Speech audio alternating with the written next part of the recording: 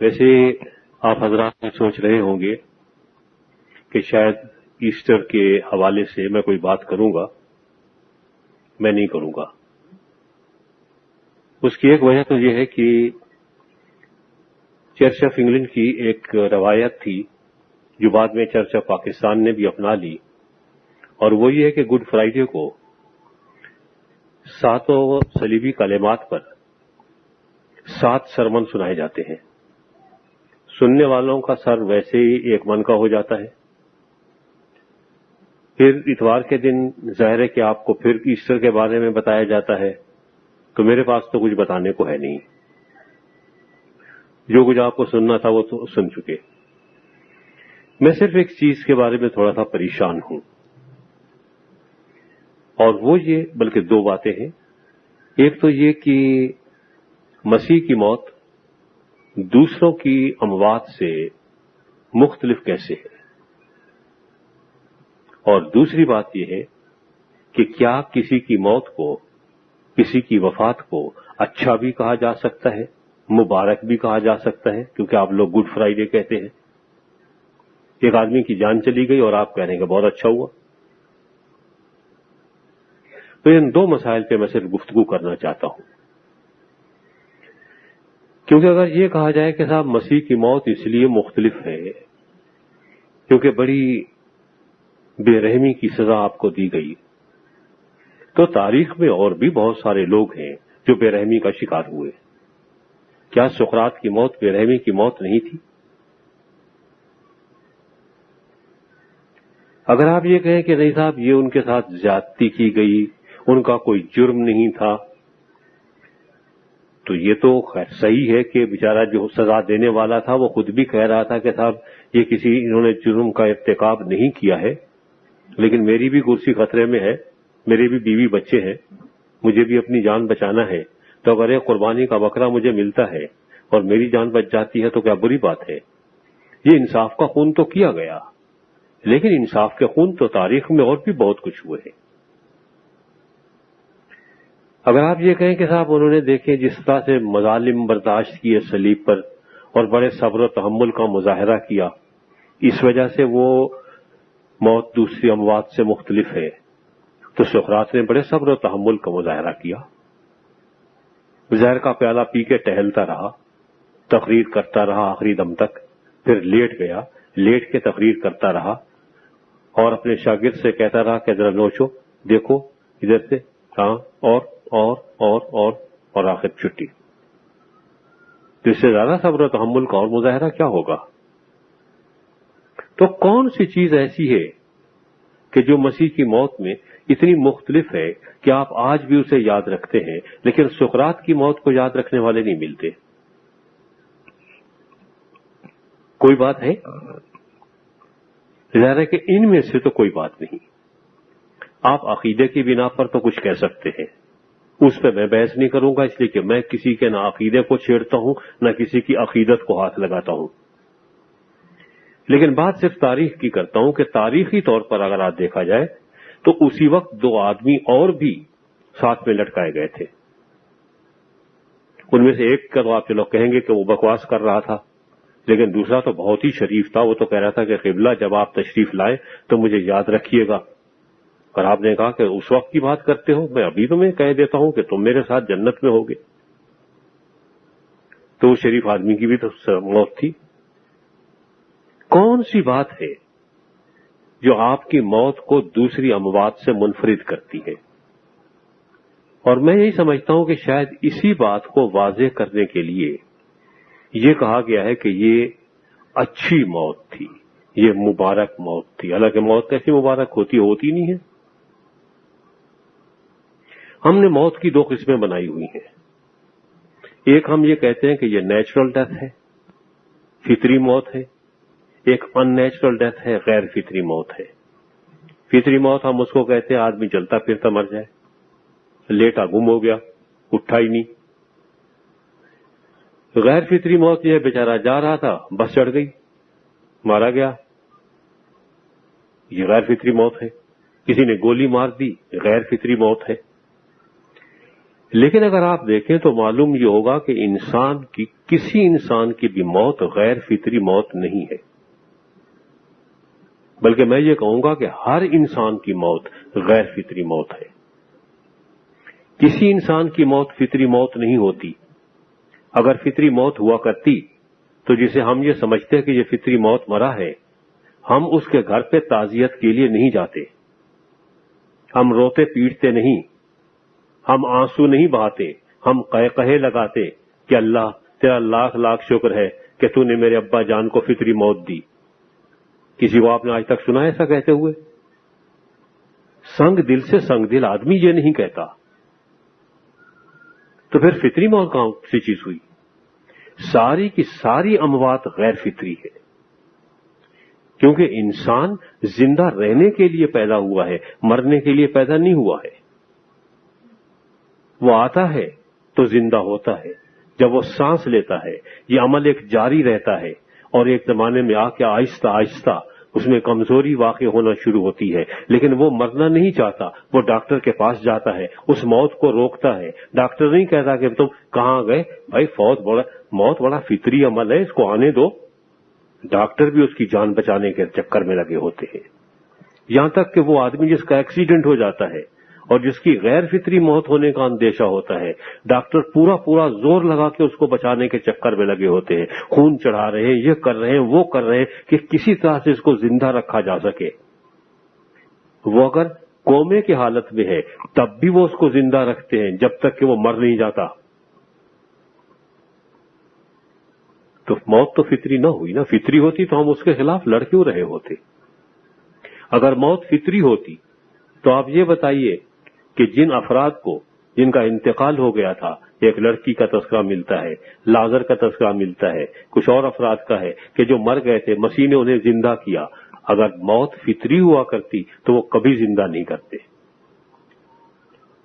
موت کے خلاف ان کا جہاد یہ ثابت کرتا ہے کہ موت ہمیشہ غیر فطری ہوتی ہے، انسان کے لیے فطری موت کوئی چیز نہیں، کیونکہ انسان یہاں زندہ رہنے کے لیے آیا ہے۔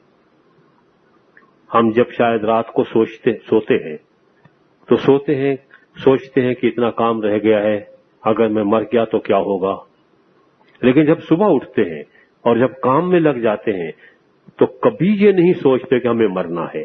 ہم وہ کام کرتے ہیں، 10 سال کے پروگرام بناتے ہیں، ہمیں معلوم ہوتا ہے کہ 10 سال تک تو ہمیں مرنا ہی نہیں، میں یہ ڈکشنری 10 سال میں مکمل کروں گا، میں یہ ترجمہ 15 سال مجھے لگ جائیں گے۔ میں تو پٹا لکھوا کے لایا ہوں کہ مجھے زندہ رہنا ہے، مجھے مرنا تھوڑی ہے۔ کوئی موت فطری موت نہیں، غیر فطری موت ہے۔ صرف ایک موت فطری تھی کہ وہ شخص جس نے یہ کہا کہ میں اس دنیا میں آیا اسی لیے ہوں کہ لوگوں کی خاطر اپنی جان دے دوں۔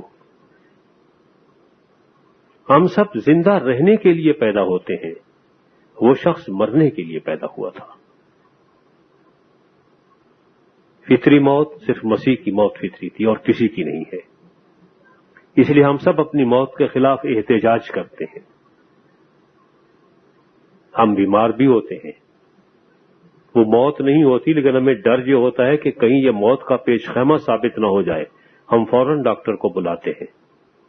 دل تیز دھڑکنے لگتا ہے، ڈاکٹر کے پاس جاتے ہیں، مجھ جیسا ڈاکٹر ہو تو یہی کہے گا کہ بھیا کیا ہے کہ دل دھڑکتا ہے تو زندہ رہنے کی نشانی ہے، زندہ ہو۔ بھئی اور دھڑکتا ہے تو آپ اوروں سے زیادہ زندہ ہے، قبلہ بہت زیادہ دھڑکتا ہے تو آپ بہت زیادہ زندہ ہیں۔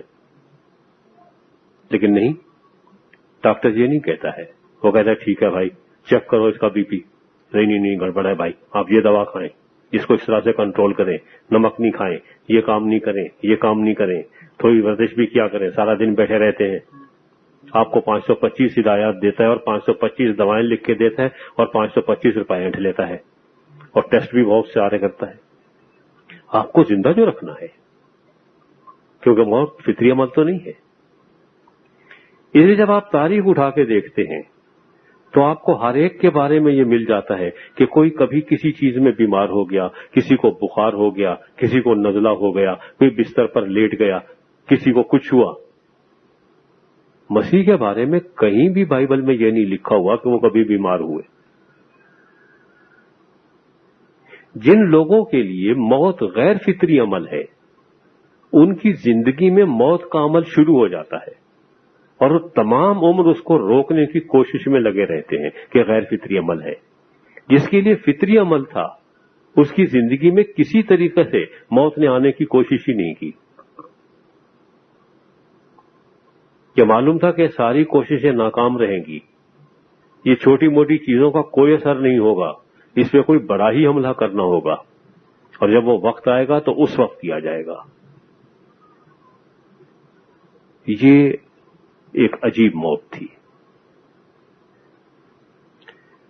اسی موت کے حوالے سے دنیا کے 3 بڑے مذاہب یہودیت, عیسائیت اور اسلام, ان تینوں کے ہاں ایک تصور موجود ہے. اصل میں ابھی کیونکہ عید قربان بھی گئی ہے, عید الاضحیٰ, اور ادھر سے گڈ فرائیڈے صاحب بھی آ گئے, تو 2 قربانیاں تو یہ ایک ساتھ آ گئیں. تیسرے یہ ہے کہ اسی جمعے والے دن جو ہے یہودیوں کی عید فصح بھی تھی, تو تینوں بڑے مذاہب کی 3 قربانیوں کا دن آ گیا. تو نے سوچا کہ آخر ان میں فرق کیا ہے. حضرت ابراہیم علیہ السلام کی سنت جو کہ عمل کرتے ہوئے ہم بکرے کھاتے ہیں, پیٹ بھرتے ہیں, لیکن اگر آپ دیکھیں تو سنت ابراہیمی دمبے ذبح کرنا نہیں ہے, وہ تو بیچارے کو مجبوراً کرنا پڑ گیا.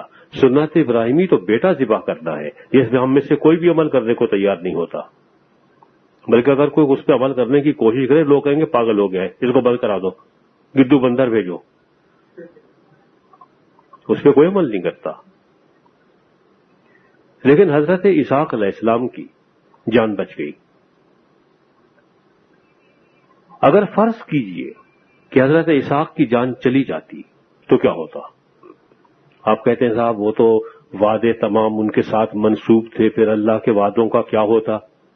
بھائیو, جو اللہ اس بڑھاپے میں ایک اسحاق پیدا کر سکتا ہے اور اسحاق نہیں دے سکتا تھا, ایک اور بچہ دے دیتا, اس کو مار ڈالتے, کوئی بات نہیں, ذبح کر دیا, اگلے سال ایک اور آ جائے گا بھائی, اب اس کے ساتھ وعدے ہیں. تو وہاں امکان تھا کہ اگر یہ بچہ قتل بھی ہو جائے تو تب بھی خدا کوئی دوسرا بچہ دے سکتا ہے. کوئی ایسی ناگزیر کیفیت نہیں تھی کہ صرف یہی اسی کو ہی جانا ہے, اور اگر یہ چلا گیا تو پھر سارا انبیاء کرام کا سلسلہ ہی رک جائے گا. نہیں رکتا. حضرت ابراہیم علیہ السلام کی اور بھی اولاد تھی, ان سے چل پڑتا, کوئی روکنے والا تھوڑی تھا. اللہ نے کہا کس چیز کی کمی ہے, جہاں اتنے نبی اوروں اسحاق سے بھیج دیے, حضرت اسماعیل سے اتنے نبی بھیج دیتے, بنی قدورہ سے اور بہت سارے تھے ان سے بھیج دیتے, کس نے روکا تھا؟ تو آپشن تھے. یہودیوں کی عید فصح جب آتی ہے تو معلوم یہ ہوتا ہے کہ صاحب بنی اسرائیل کے اوپر عذاب الہی نازل ہے, فرعون جو ہے وہ ان کو ختم کرنے کے اوپر تلا ہوا ہے. حضرت موسیٰ علیہ السلام مختلف معجزات دکھاتے ہیں, اور آخر یہ اس بات تک نوبت پہنچتی ہے کہ بھئی اب آخری دفعہ ہے اتمام حجت کے لیے, اور اب اگر تم نے میری بات نہیں مانی تو تم تمام لوگوں کے پہلوٹے بیٹے مر جائیں گے. اور حکم یہ دیا جاتا ہے کہ صاحب ایک جانور ذبح کیا جائے اور اس کا خون باہر لگا دیا جائے چوکھٹ پہ, کہ جب ملک الموت ادھر سے گزرے گا اور وہ خون کا نشان دیکھے گا تو وہ گزر جائے گا, وہاں سے درگزر کر لے گا. اگر فرض کیجئے بنی اسرائیل وہ قربانی نہیں دیتے, کیا ہوتا؟ مارے جاتے. بھئی پہلے بھی تو اتنے مر گئے تھے, مر جاتے, کون سا فرق پڑتا تھا؟ اور بنی اسرائیل پہ کم از کم حضرت موسیٰ علیہ السلام تو اس پہ عمل کر رہے تھے, ان کی اولاد تو زندہ رہ جاتی, ان کی اولاد سے پھر یہودی پیدا ہوتے, آج بھی موجود ہوتے. تو یہاں پر بھی ایک آپشن تھا. جب آپ مسیح کی طرف آتے ہیں تو آپ کو معلوم یہ ہوتا ہے کہ یہاں پہ کوئی اور ہے نہیں. خدا اسحاق جیسے اور لاکھوں اسحاق پیدا کر سکتا تھا, خدا بنی اسرائیل جیسے اور لاکھوں بنی اسرائیل پیدا کر سکتا تھا اور پیدا کر رہا ہے, لیکن مسیح جیسا دوسرا پیدا کرنا خود خدا کے بس میں بھی نہیں تھا. کہ وہ شہکار تھے کہ جس کے بعد لکھنے والے نے، تصویر کھینچنے والے نے اپنا برش توڑ دیا، اپنا قلم توڑ دیا کہ اب ایسی تصویر مجھ سے نہیں بنے گی. اس لیے ان کی قربانی دوسری قربانیوں سے مختلف ہے. یہاں اعتراضات کیے جاتے ہیں اور ہر ایک آدمی کو حق ہے کہ اعتراض کرے، بشرطے کہ جواب بھی سننے کے لیے تیار ہو. اعتراض یہ ہے کہ صاحب سر میں تھا میرے درد، ایسپرین کھائی دوسرے نے، تو میرے اس کے ایسپرین کھانے سے میرے سر کا درد کہاں سے رفعت ہو گیا؟ میں کہتا ہوں کہ نہیں، بات ایسی نہیں ہے. ایک دفعہ پہلے بھی میں مثال دے چکا ہوں، اور وہ یہ ہے کہ واقعی آپ کے ایسپرین کھانے سے میرے سر کا درد نہیں جاتا، کیونکہ میرا اور آپ کا کوئی رشتہ نہیں ہے. لیکن فوجی کے جان دینے سے ملک بچ جاتا ہے.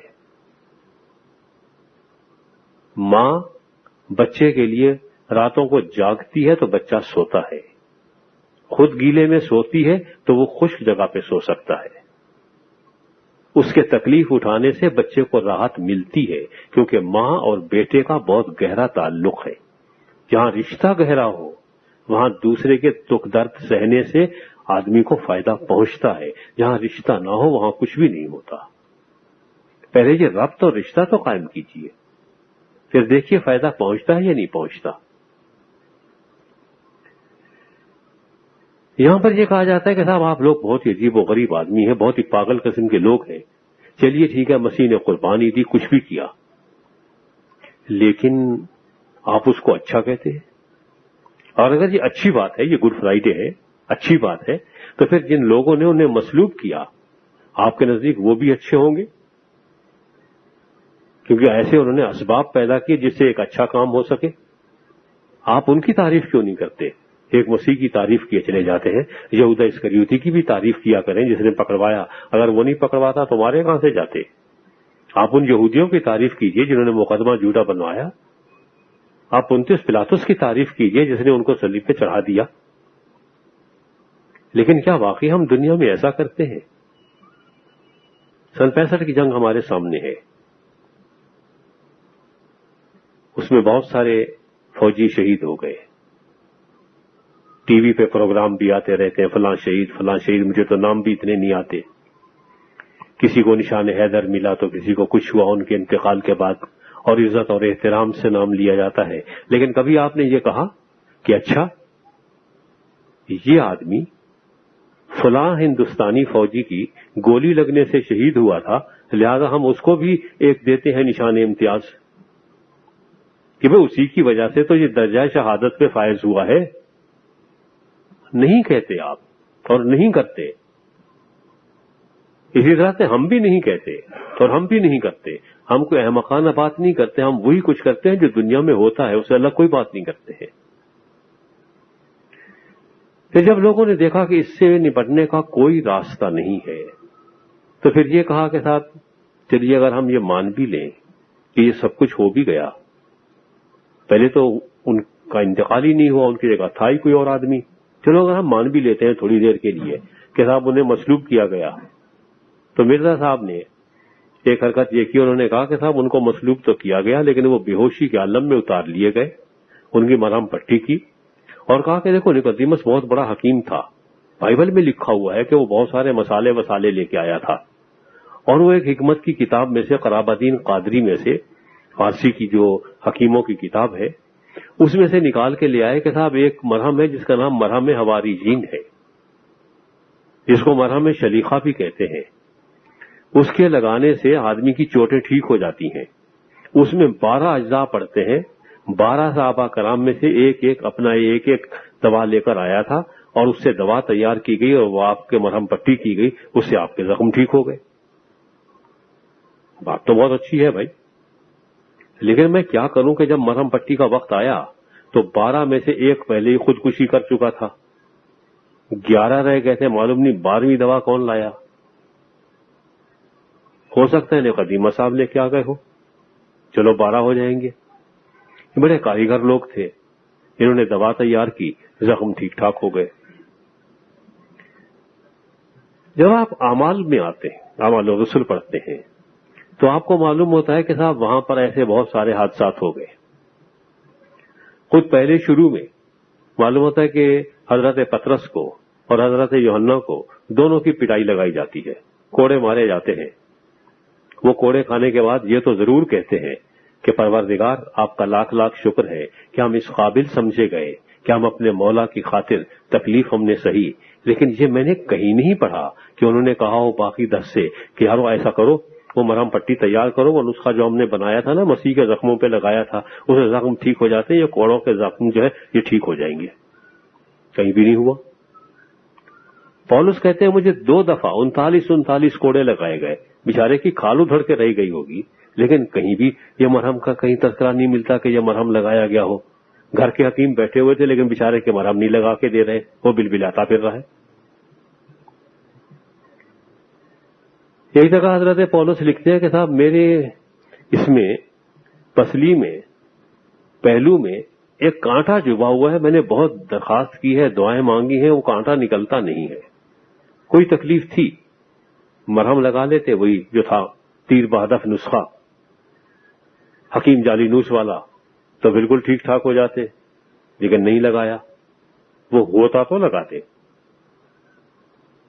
یہ جگہ ملتا ہے کہ صاحب وہ تقریر کرتے رہے، رات کو لمبی چوڑی تقریر کی۔ ہمارے پادری صاحبان بھی لمبی لمبی تقریریں کرتے ہیں، لیکن حضرت پولس بھی لمبی تقریر کرتے تھے، ساری رات لگے رہے۔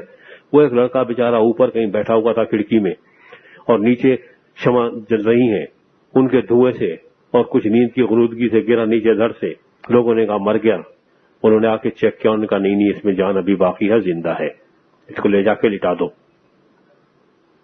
حالانکہ بہت اچھا موقع تھا، کہتے ہاں یہ مر گیا ہے، میں اس کو ابھی زندہ کرتا ہوں، لاؤ بھائی مرہم، لگاتے مرہم، کھڑا ہو جاتا بدبو سونگ کے، کچھ نہیں ہوا۔ بہت سارے لوگ شہید کیے گئے، کسی کے کوئی مرہم نہیں لگایا گیا، ایک مسیح کے ہی لگانا رہ گیا تھا کہ صاحب آپ وہ مرہم لگائیں اور وہ ٹھیک ٹھاک ہو جائے۔ پھر مزے کی بات یہ ہے کہ چلو انہوں نے تو مرہم لگا دیا تھا، اگر ان مسالوں کا مسئلہ یہی ہے کہ مرہم ہی لگانا تھا، تو وہ جو تیسرے دن صبح خواتین آتی ہیں قبر پہ اور وہ بھی مسالے لے کر آتی ہیں، تو وہ کون سا مرہم تیار کر کے لائی تھی؟ کیا یہ نسخہ انہیں بھی معلوم تھا؟ اگر گھر کی عورتوں کو یہ نسخہ معلوم تھا، پھر تو گھر گھر میں ہر آدمی کو معلوم ہوگا کہ یہ دوا کیسے بنتی ہے، سب لوگ لگا رہے ہوتے، لیکن کوئی تذکرہ نہیں ملتا، صرف اس لیے کہ اس میں 12 دوائیں پڑتی ہیں، اس سے انہوں نے 12 حواریوں سے اٹھا کے ملا دیا اور یہ کہا کہ صاحب یہ مرہم لگایا گیا تھا، وہ ٹھیک ٹھاک ہو گئے، اور پھر وہ وہاں سے کشمیر میں آ گئے، یہاں پہ آ کے ان کا انتقال ہو گیا اور اپنی فطری موت مر گئے۔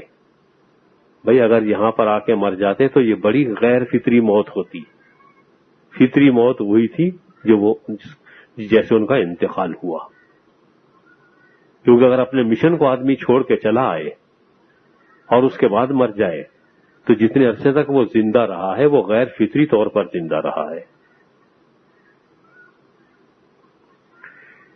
کچھ لوگوں نے کہا کہ نہیں صاحب ایسا بھی نہیں ہے، بات یہ ہے کہ آپ لوگوں کو ہو گیا ہے دھوکہ، ان کی جگہ تو کوئی اور آدمی تھا، ان کا ہم شکل تھا، اس کو چڑھا دیا گیا اور آپ لوگ آج تک رونا پیٹنا آپ لوگوں نے مچا رکھا ہے۔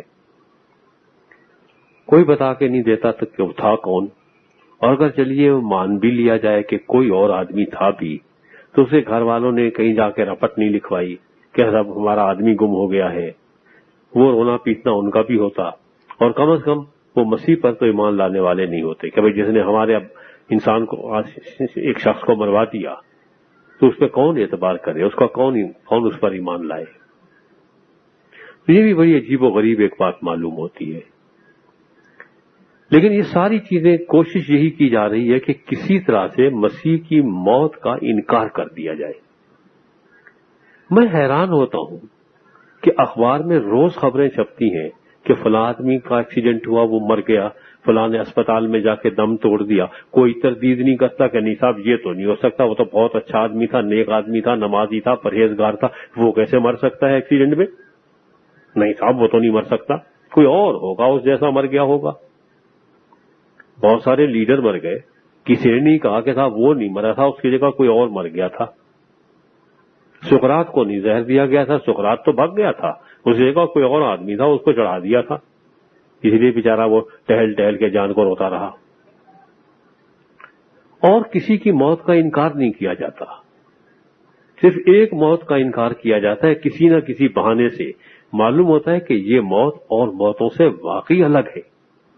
اگر ویسی موت ہوتی تو اس کے انکار کرنے کی کوئی ضرورت تھی نہیں, تو یہ ہضم نہیں ہو رہی ہوتی, کیونکہ یہ مرنے کا انداز ہی کوئی دوسرا ہے. کہ ایک آدمی یہ کہہ رہا ہے, اسے معلوم ہے کہ میں بھاگ کے جا سکتا ہوں, لیکن بھاگ کے جانے کی بجائے خود یروشلم کا رخ کر لیتا ہے.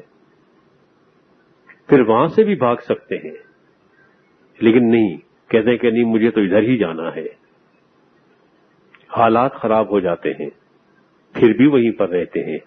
انہیں احساس ہے کہ میرا وقت آ پہنچا ہے, اور آپ کہتے ہیں کہ یہ خون ہے جو میں تمہاری خاطر بہا رہا ہوں. اور آپ کو معلوم ہے کہ اب وقت آ پہنچا ہے, اس سے پہلے آپ نے کبھی اس خون کی بات نہیں کی. جس آدمی کو یہ معلوم ہو کہ میں آج مر جاؤں گا, جبکہ حالات کا کچھ ایسا اندازہ بھی نہ ہو کہ موت کے اسباب ہوں. پہلے لوگوں نے مارنے کی بڑی کوششیں کی تھیں, اوپر سے دھکا دینے کی کوشش کی پہاڑ پر سے, سیدھے سادے نکل گئے, نہیں کہا کہ میری موت کا وقت آ گیا ہے. اب جبکہ حالات تقریباً صحیح جا رہے ہیں, آپ فاتحانہ انداز میں داخل ہوئے ہیں, لوگ زندہ باد کے نعرے لگا رہے ہیں, اور اس وقت رات کو بیٹھے ہوئے آپ کہہ رہے ہیں کہ نہیں میرا وقت آ گیا ہے. کیا میں یا آپ بتا سکتے ہیں کہ ہمیں کس دن مرنا ہے؟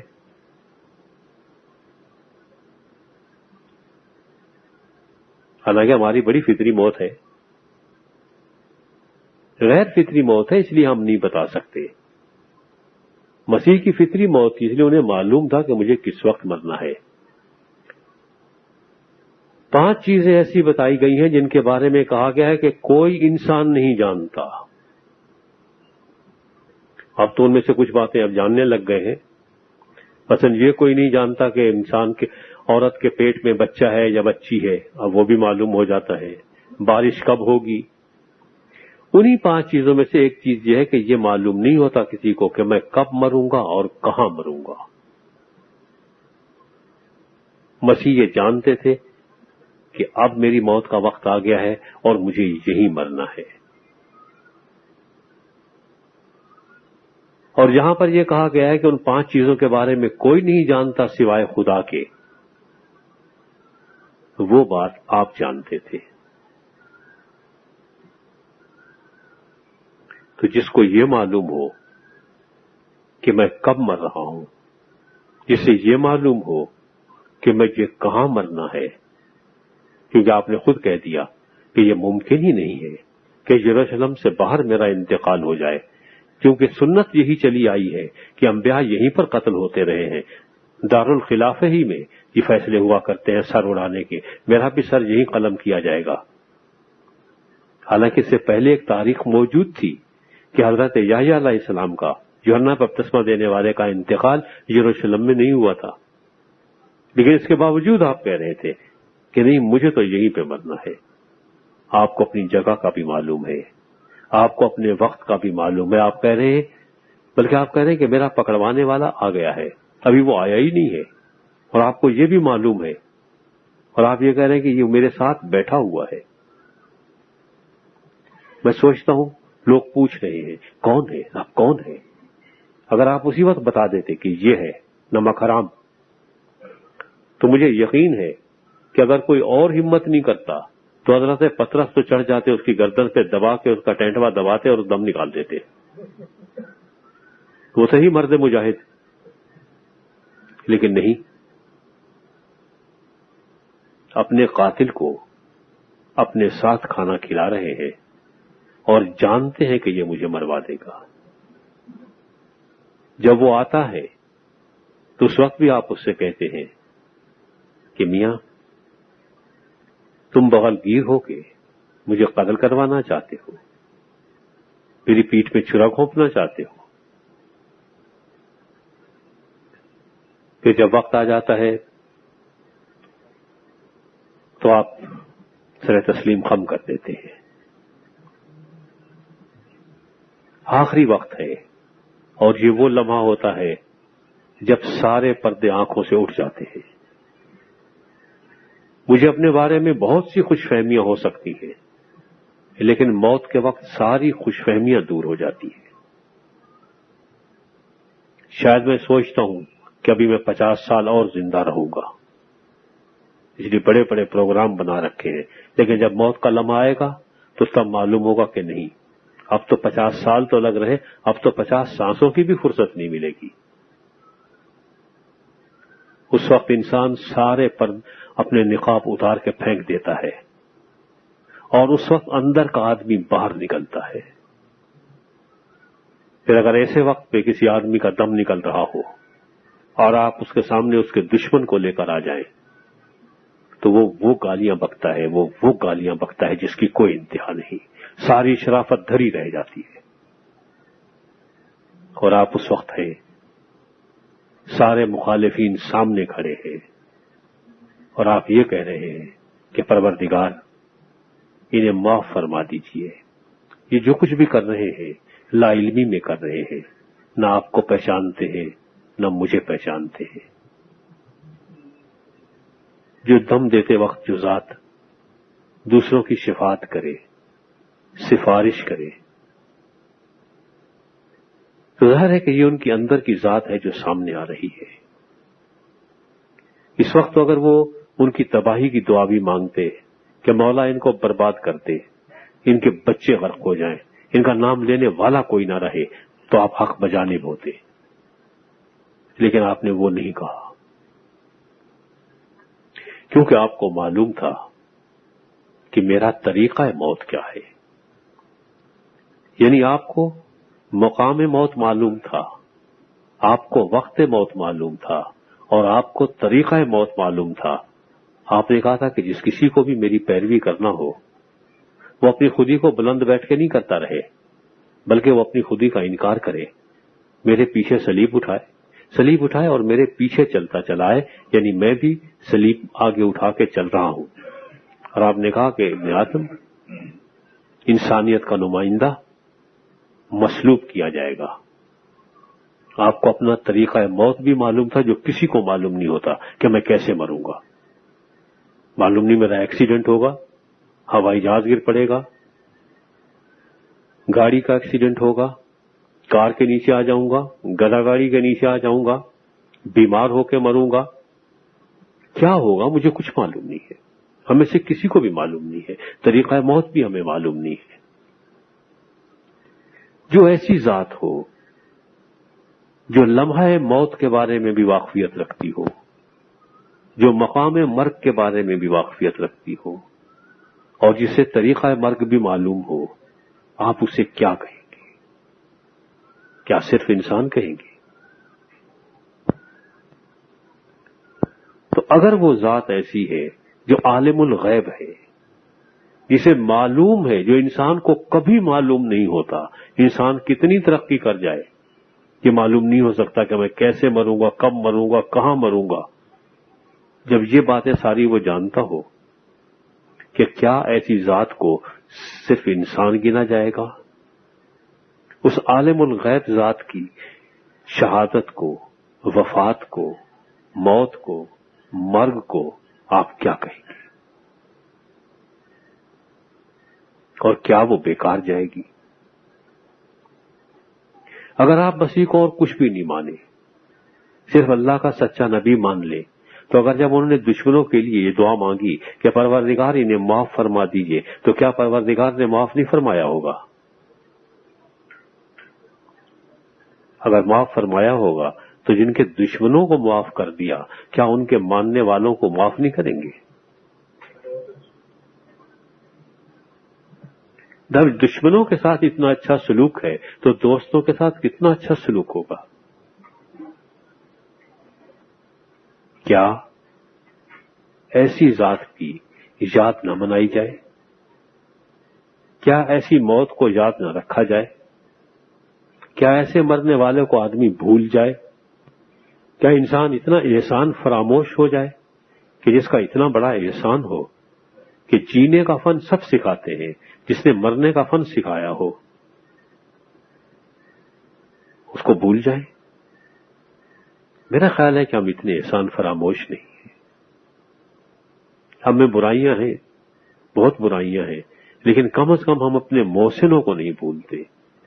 اور ہم اپنے محسن کو، صرف اپنی ذات کے محسن کو نہیں، ہم محسن انسانیت کو نہیں بھولتے، جس نے بنی نوع انسان پر اتنا احسان فرمایا کہ آخری لمحے بھی یاد رکھا.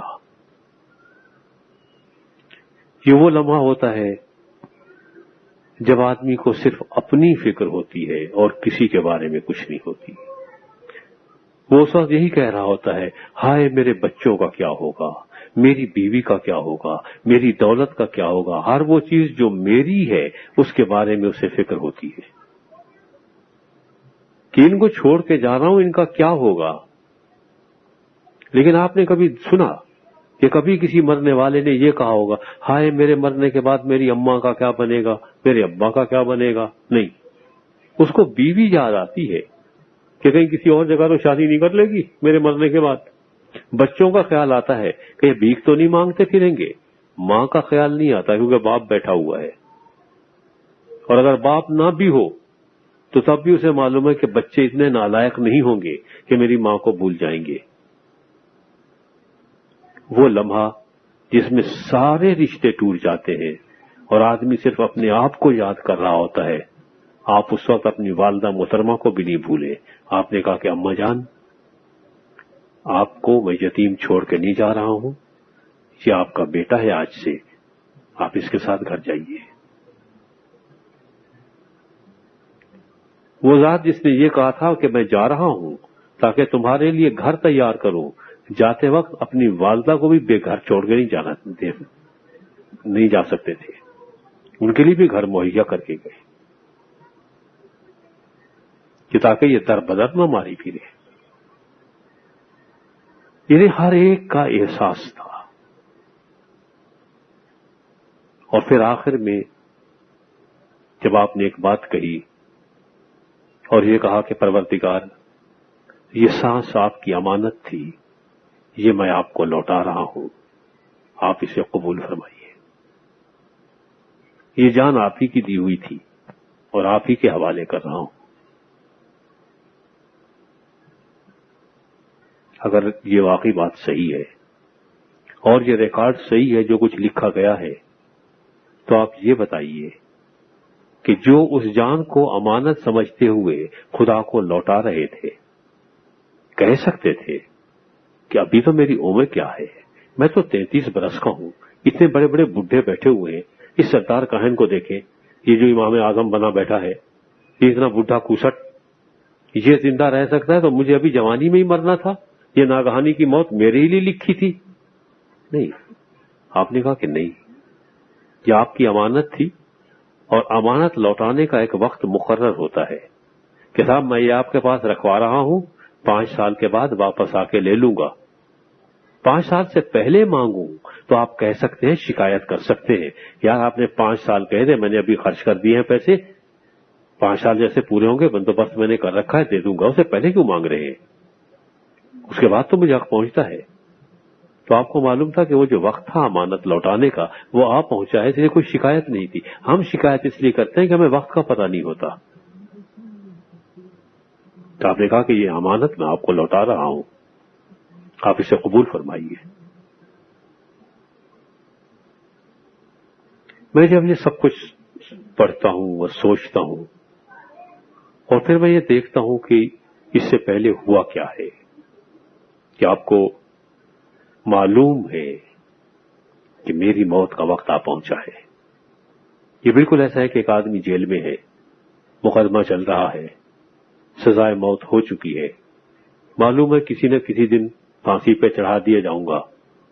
لیکن جب اس کو ڈیتھ وارنٹ جا کے پہنچا دیے جاتے ہیں، بلیک وارنٹ، کہ صبح آپ کو 4 بجے پھانسی پہ چڑھا دیا جائے گا، تو وہ آدمی رات بھر سو نہیں سکتا ہے، اسے سونا نصیب نہیں ہوتا ہے، وہ جاگتا رہتا ہے. کیونکہ جب آپ کو موت کا لمحہ معلوم ہو جائے کہ کیا ہے تو پھر آپ کبھی نہیں سو سکتے. پھر معلوم نہیں اس توبہ استغفار کرتا رہے گا، پروردگار مجھ سے یہ گناہ ہو گئے، یہ معاف فرما دیجئے، یہ گناہ معاف کر دیجئے. اس آدمی کو موت کا لمحہ معلوم ہے. گرفتار کیے جاتے ہیں، کوڑے لگائے جاتے ہیں، بے عزتی کی جاتی ہے، لہو لہان کر دیا جاتا ہے. بلکہ مزے کی بات یہ ہے کہ پطرس کے خط میں جو الفاظ آئے ہیں کہ کوڑے مارنے کے، اس کے صحیح ترجمہ یہ ہے کہ آپ کا پورا جسم ایک زخم تھا جس سے خون رستا تھا. کوئی جگہ ایسی نہیں تھی جہاں سے خون نہ رس رہا ہو.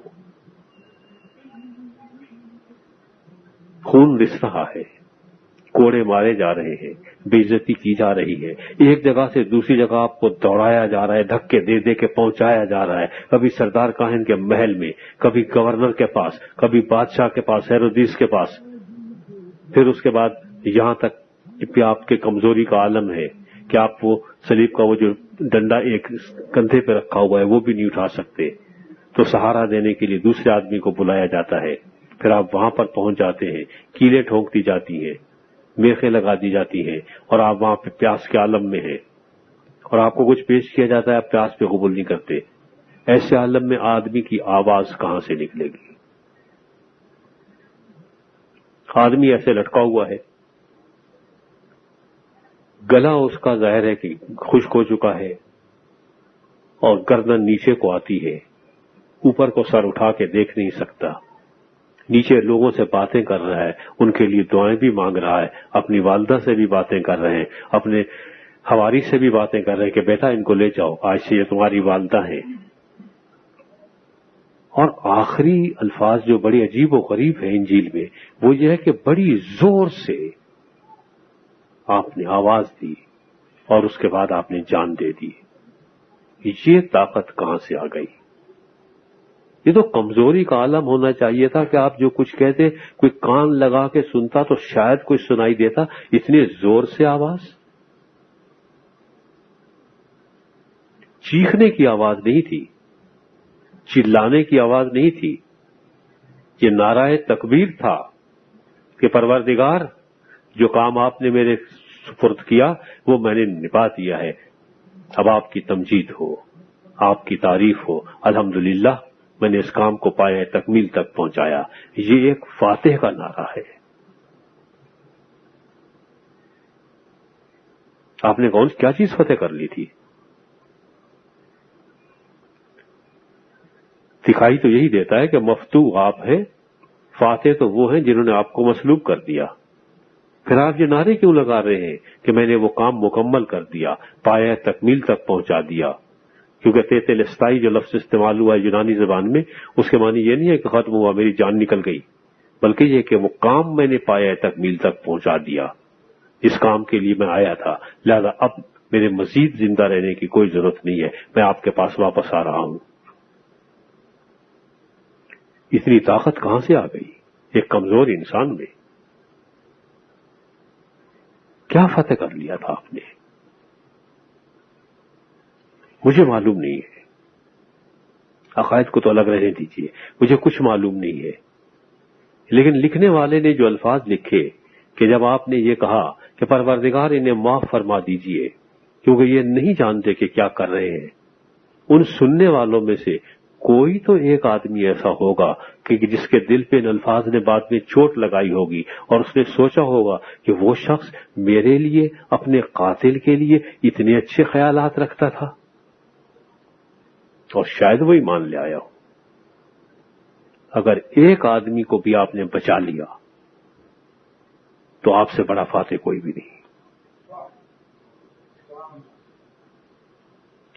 یہ تھا نعرہ فتح کہ پروردگار کام مکمل ہو گیا، میں اسی کام کے لیے آیا تھا. اب ہم ذرا پھر پیچھے چلے جائیں. حضرت ابراہیم کی قربانی کیا تھی؟ دمبا. بنی اسرائیل کی قربانی عید فصح کی کیا تھی؟ جانور، جو آج بھی ہیں. ہمارے یہاں قربانی پہ کیا قربان ہوتا ہے؟ جانور. دوسرے قربان ہوتے ہیں، اپنے آپ کو کوئی بھی قربان کرنے کے لیے تیار نہیں ہوتا. اگر حضرت ابراہیم علیہ السلام تیار ہو بھی گئے تھے تو اپنے بیٹے کو ذبح کرنے کے لیے تیار ہو گئے تھے. میں یقین سے کہتا ہوں اگر ان سے یہ کہا جاتا کہ تم جا کے اپنے گلے پہ چھری پھیر دو تو کبھی نہیں کرتے.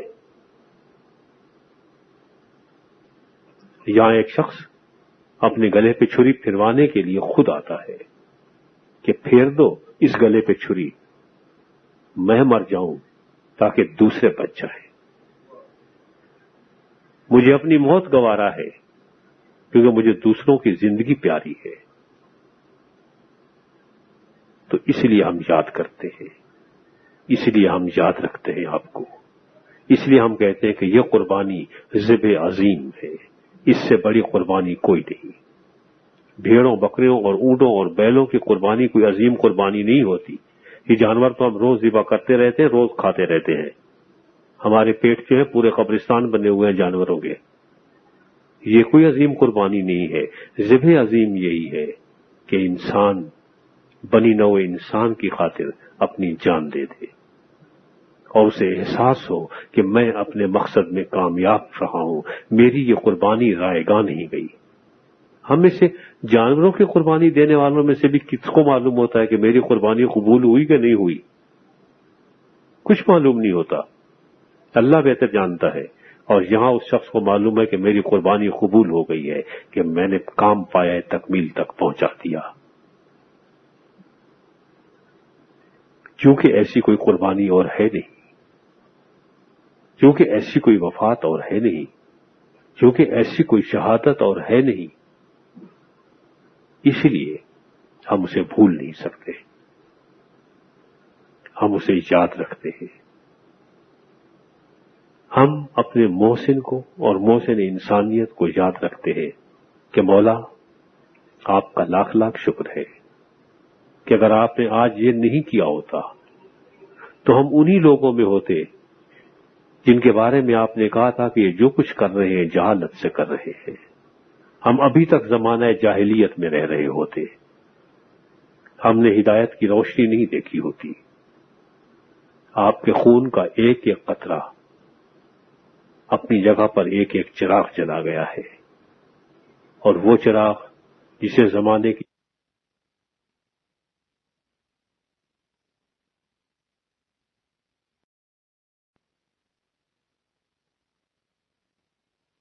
چراغ ہے جس کی روشنی میں میں چلتا ہوں تو میرے پیر ٹھوکر کھانے سے بچ جاتے ہیں.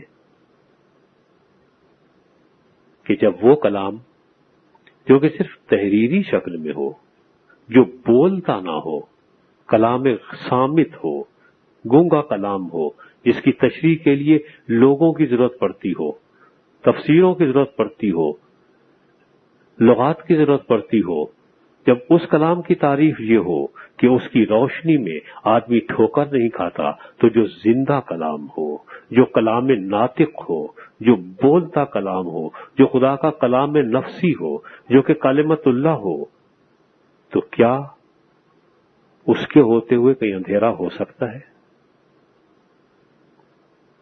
اس لیے جب آپ پیدا ہوئے تو نشانی کیا تھی؟ ایک ستارہ، روشنی آپ کا نشان تھا. بت گرنا نہیں تھے، کچھ اور ایسے معجزات نہیں تھے،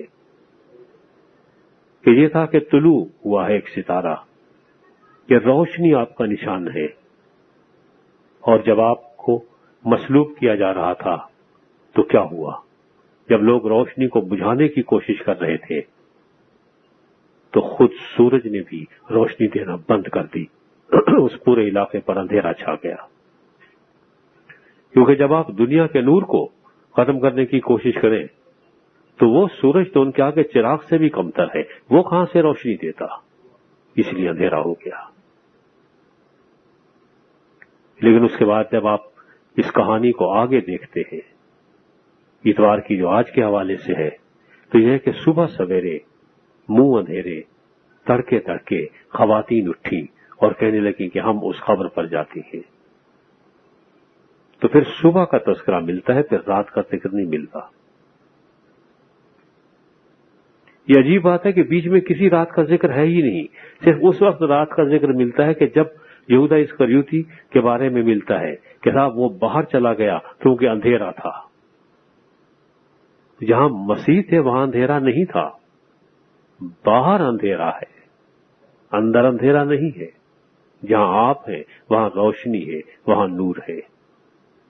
تو ہم اس نورانی قربانی کو یاد کرتے ہیں، یاد رکھتے ہیں اور اپنے محسن کا شکر ادا کرتے ہیں کہ مولا آپ کا لاکھ لاکھ شکر. کیا آپ نے اپنی موت سے وہ روشنی پھیلائی کہ جس پہ لاکھوں زندگیاں قربان. یہ ٹھیک ہے کہ جب آپ کو شہید کیا گیا تو سورج نے روشنی دینا بند کر دی، لیکن انسان اتنا ظالم ہے کہ وہ پھر بھی قتل کرنے والے چیختے چلاتے رہے اور شور مچاتے رہے اور مذاق اڑاتے رہے. آپ اچھے خاصے آدمی کا مذاق اڑا کے دیکھیے. کبھی کبھی آپ دیکھتے ہیں کہ کوئی شریف آدمی جا رہا ہوتا ہے، راستے میں کیلے کا چھلکا پڑا ہوتا ہے، اس پہ اس کا پیر پھسل جاتا ہے، آپ کو ہنسی آ جاتی ہے تو وہ آپ کو ایسے گور کے دیکھتا ہے کھا جانے والی نظروں سے کہ اگر اس کا بس چلے تو آپ کی پٹائی لگائے، کیونکہ آپ نے اس کا مذاق اڑایا ہے اس کی کمزوری کی وجہ سے. اور جب آپ کا مذاق اڑایا جا رہا تھا تو کیا آپ نے خوخار نظروں سے دیکھا؟ آپ نے کہا تمہیں شرم نہیں آتی؟ وہ جو ساتھ میں ایک باغی مسلوب ہوا تھا وہ کہہ رہا تھا دوسرے اپنے ساتھی سے تمہیں شرم نہیں آتی؟ کیا بکواس کر رہے ہو؟ لیکن آپ نے نہیں کہا، آپ نے اس کو چپ نہیں کرایا کہ میاں تم مجھے کیا کہہ رہے ہو؟ اپنے آپ کو دیکھو اور مجھے دیکھو. تمہیں حق پہنچتا ہے کہ مجھ پہ تنقید کرو؟ نہیں. خاموش، صرف پروردگار سے لو لگائے ہوئے. آپ کی جتنی بھی باتیں ہیں وہ بار بار یاد آتی ہے. لیکن ایک سوال ذہن میں اٹھتا ہے کہ چلیے صاحب اب تو آپ بھول جائیے، اب تو 2000 برس ہونے کو آ گئے، کب تک یاد رکھیں گے؟ لوگ اپنے مردوں کو آخر بھول ہی جاتے ہیں، قبروں کے نشان مٹ ہی جاتے ہیں، ان کے اوپر لگے ہوئے قدموں کے اوپر کچھ بھی لکھا ہوا باقی نہیں رہتا، قبریں ڈھہ جاتی ہیں. آپ بھی چھوڑیے. ارے بھائی ہم بھی چھوڑ دیتے. سچی بات، اگر کوئی قبر آپ کی ہوتی تو ہم نے کب کا آپ کو یاد کرنا چھوڑ دیا ہوتا. آپ کی تو قبر ہی نہیں ہے، یہ وہ دنیا کا واحد مردہ ہے جسے مدفون کیا گیا. یہ نہیں ہے کہ لاش ویسے پھینک دی گئی، مدفون کیا گیا لیکن وہ قبر میں نہیں ہے.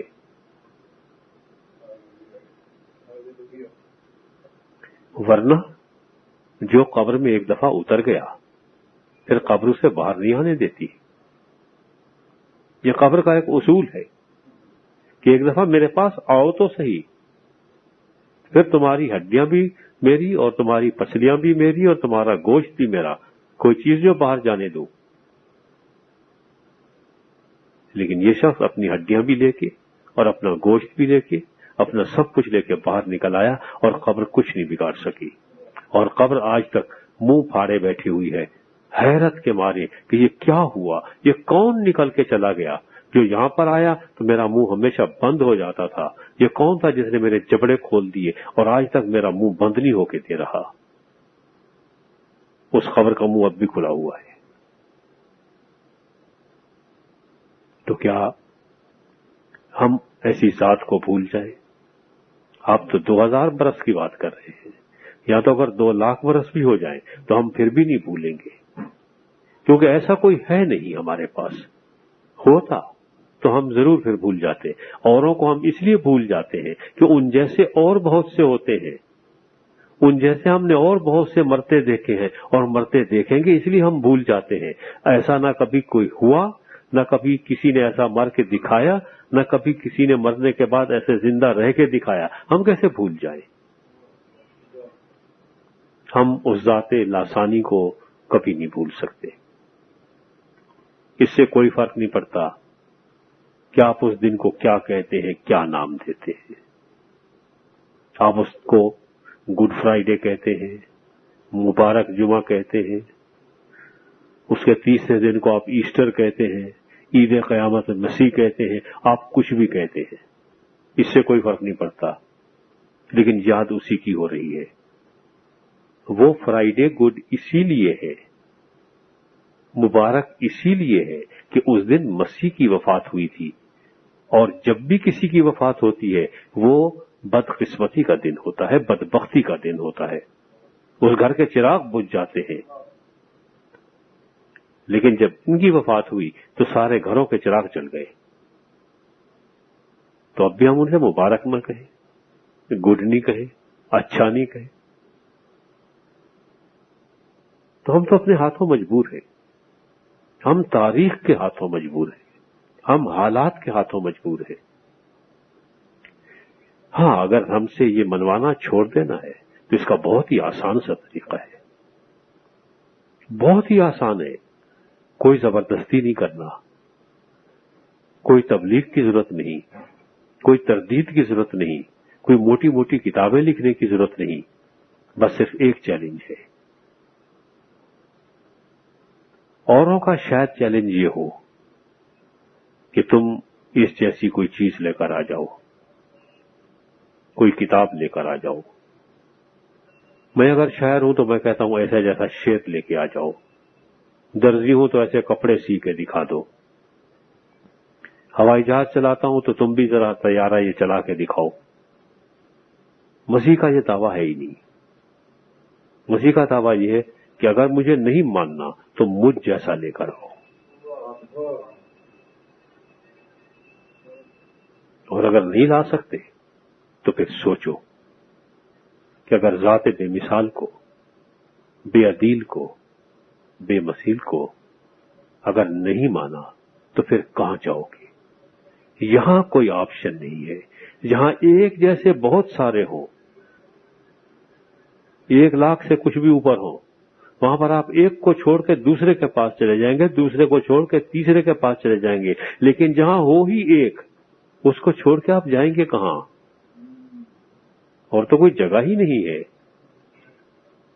اگر ہم سے بنوانا ہے تو آسان سی بات ہے، ویسا آپ لے کر آ جائیے، ہم ماننا چھوڑ دیں گے۔ اور اگر یہ آپ کے بس کا نہیں ہے، 2000 سال میں تو کوئی ماں ایسا لال پیدا نہیں کر سکی، اگر آپ سے ہو سکتا ہو تو آپ کر دیجئے۔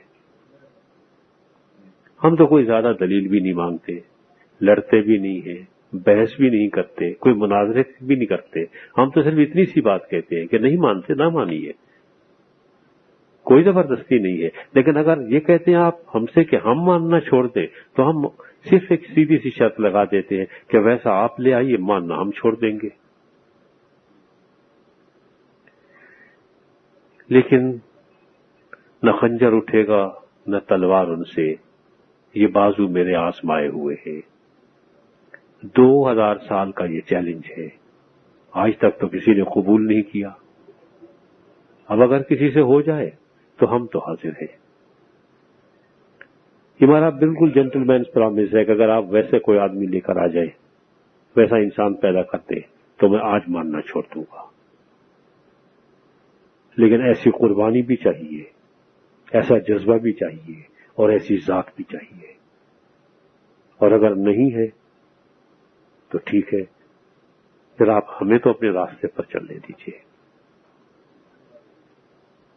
ہم آپ سے یہ نہیں کہتے کہ آپ اس راستے پر چلیے، آپ کو اچھا دکھائی دے تو آپ بھی آ جائیے، سلایام ہے یاران نکتہ داں کے لیے، لیکن اگر آپ نہیں آنا چاہتے تو کوئی زبردستی نہیں ہے، کوئی زور نہیں ہے۔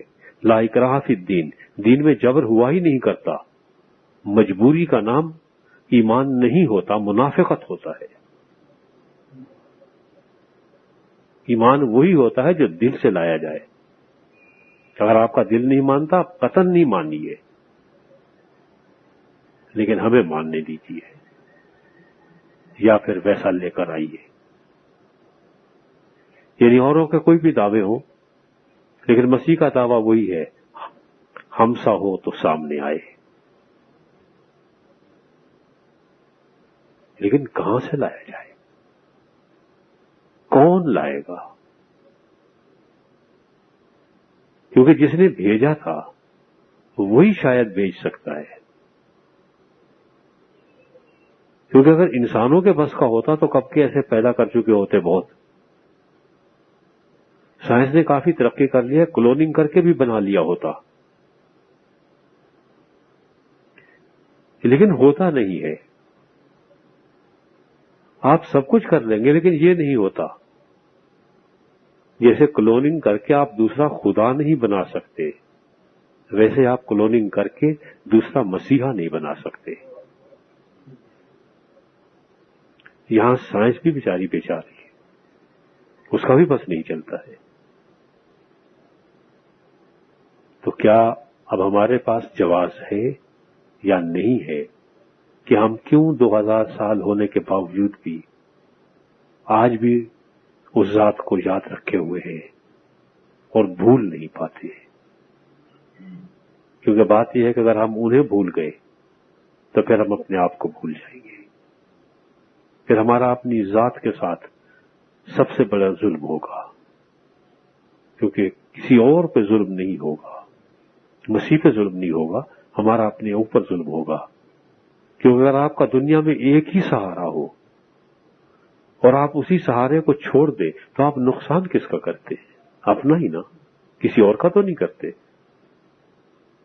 سہارے کا تو کچھ نہیں بگڑتا, لیکن یہ وہ سہارا ہے جس کا بگڑتا ہے.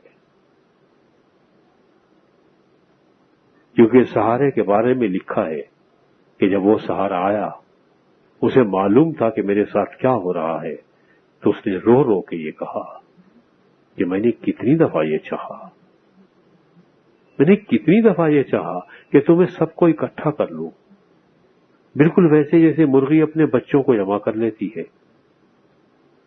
کیوں مرغی کب بچوں کو جمع کرتی ہے؟ یا تو جب کھانا کھلانا ہوتا ہے, لیکن وہاں کہ اپنے پروں کے نیچے جمع کر لیتی ہے.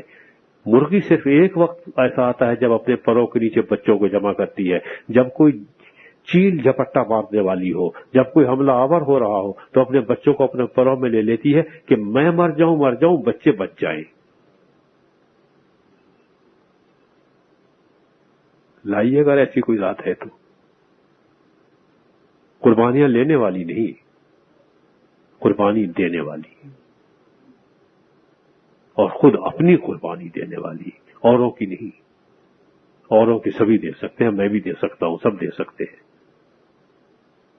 جو اپنی قربانی دے سکے اور اس طرح سے دے سکے کہ اپنوں کے لیے نہیں غیروں کے لیے دے دے. اپنوں کے لیے بھی شاید کوئی دے دیتا ہے. اس راز کو حضرت طالوت اصغر یعنی پولس نے سمجھا تھا. ہم نے کہا تھا کہ بروں کے لیے تو خیر کوئی کیا کرتا ہے, نیکوں کی خاطر بھی کوئی بڑی مشکل سے جان دیتا ہے. کوئی بھی دوسرے کے لیے تیار نہیں ہوتا بھائی, ہر ایک کو اپنی جان کی پڑی ہوتی ہے. اور انہوں نے ہم بروں کی خاطر اپنی جان دے دی, ہم پہ فدا کر دی جان, اور جاتے ہوئے یہ کہہ گئے کہ دیکھو میرے جانے کے بعد کہیں یہ نہیں سوچ لینا کہ اب میں چلا گیا تو میں چلا گیا. کیونکہ ایک بات آپ کی ایسی ہے جو ہمیں مجبور کرتی ہے کہ ہم آپ کا انکار نہ کریں. آپ نے کہا یہ مت سوچنا, بلکہ جہاں 2 یا 3 بھی بیٹھے ہوں گے میں ان کے درمیان ہوں گا. اور کون سا ایسا گھر ہے جس میں 2 یا 3 افراد نہ ہو؟ اگر میاں بیوی کے بچے نہیں بھی ہیں تب بھی تو 2 آدمی موجود ہیں گھر میں, وہاں پہ ایک تیسرا جو ہے خدا ہے.